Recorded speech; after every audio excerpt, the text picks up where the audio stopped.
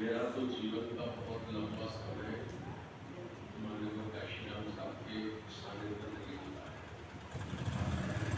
1980 से मैं जब पृथ्वी पर बहुत छोटी थी, 20-22 वर्ष की, तभी से उनके संपर्क में आया था काउंसिल के माध्यम से, और उसी काम में हम लोग लगे। लेकिन मेरे मन में ऐसा रहता था कि धम्म का काम किए बगैर हम भारत में हमारे महापुरुषों की जो विचारधारा है उसको तेजी से नहीं ले जा पाएंगे। इस संबंध में माननीय काशीराम साहब से भी हम लोग निवेदन करते रहते थे, और उनका भी मन था कि बड़े पैमाने पर हमको बुंदेलखंड का काम करना है।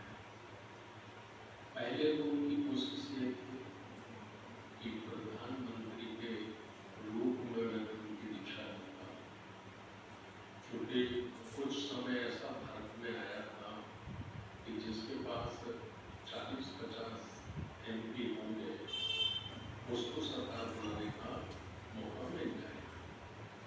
हुआ भी ऐसा, और लोगों को मिला, चंद्रशेखर जी को मिला, देवगौड़ा जी को मिला, चौधरी चरण सिंह जी को मिला, लेकिन चलते चलते वो परिस्थितियां नहीं रही। संघर्ष, राजनीतिक संघर्ष भी टफ होता गया। जब टफ होता गया तो फिर माननीय काशीराम साहब ने ऐसा तय किया कि 2006 जब होगा और बाबा साहब डॉक्टर अम्बेडकर जी का धम्म चक्र परिवर्तन दिवस के 50वां वर्ष होगा, उसे पूरे देश में हम लोग स्वर्ण जयंती के रूप में मनाएंगे, और उस वक्त फिर धम्म की दीक्षा काशीराम साहब लेंगे। ऐसा होंगे। अनौपचारिक चर्चा में तो कहते ही थे, लेकिन सार्वजनिक रूप से भी उन्होंने फिर इसकी कहना शुरू कर दिया। नागपुर में भी कहा 2001 में, इंदौर में कहा, भोपाल में कहा, एक बड़ी सभा में कहा उन्होंने। लेकिन 15 सितंबर 2003 में उनको ब्रेन अटैक आ गया। जब उनको ब्रेन अटैक आ गया और वो स्वस्थ नहीं हो सके, ठीक नहीं हो सके, और 9 अक्टूबर 2006 को वो हमारे बीच से विदा होते चले गए।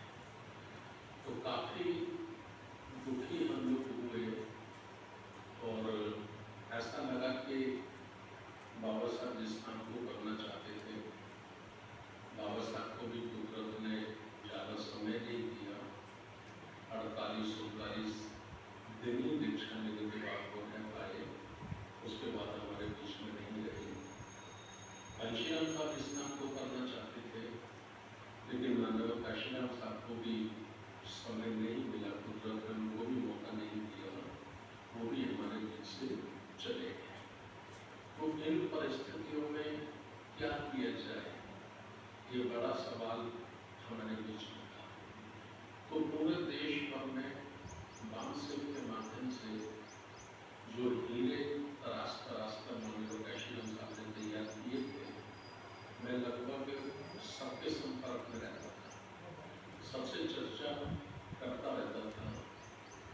तो चर्चा के उपरांत हम इस नतीजे पर पहुंचे कि यदि बुद्ध नहीं है, बाबा साहब नहीं है, माननीय काशीराम साहब नहीं है, तो फिर हम जो उनके अनुयायी हैं उनको मिलजुल कर, सब साथी लोगों को इकट्ठा होकर हमको इस काम को करते रहना चाहिए। यदि बुद्ध होते तो हमको कोई